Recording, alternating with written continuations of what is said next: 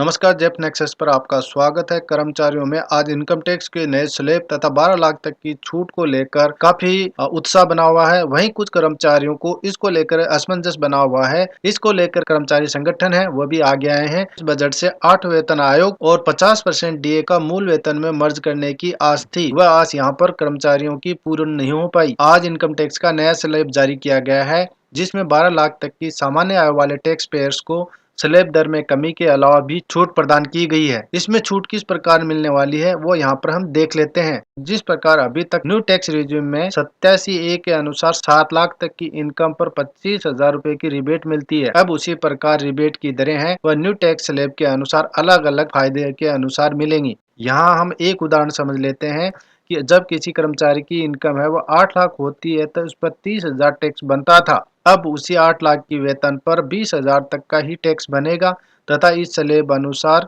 20,000 तक की रिबेट मिल जाएगी। तो यहाँ पर 8 लाख वाले कर्मचारी को यहाँ पे जीरो टैक्स पे करना पड़ेगा। इसी प्रकार आगे अलग अलग वेतन के सिनेरियो पर अलग अलग प्रकार से रिबेट के रूप में फायदा मिलेगा, वहीं टैक्स के रूप में भी फायदा मिलेगा। कर्मचारी संगठन राजस्थान प्राथमिक व माध्यमिक संघ से विपिन प्रकाश शर्मा ने कहा कि अगले हफ्ते आने वाले इनकम टैक्स बिल में 12 लाख तक की छूट सभी कर्मचारियों को मिले, इसी की आस करते हैं। जो उन्होंने कहा वो आप जरूर आज सुने। केंद्र का बजट आया, राज्य कर्मचारी को काफी उम्मीदें थी कि 8वें वेतन आयोग का प्रावधान किया जाएगा, वहीं जो वर्तमान में जो डीए चल रहा है 50% उसको सम्मिलित किया जाएगा। लेकिन दोनों मांगों आसान रूप नहीं रही। केंद्र सरकार से बजट से कर्मचारियों को काफी निराशा आई। वहीं 12 लाख तक के वेतन को नई टैक्स रिजिम में छूट प्रदान की गई है। अगर यह टैक्स रिजिम 12 लाख तक सभी कर्मचारियों पर लागू होती तो ज्यादा श्रेयस्कर होता।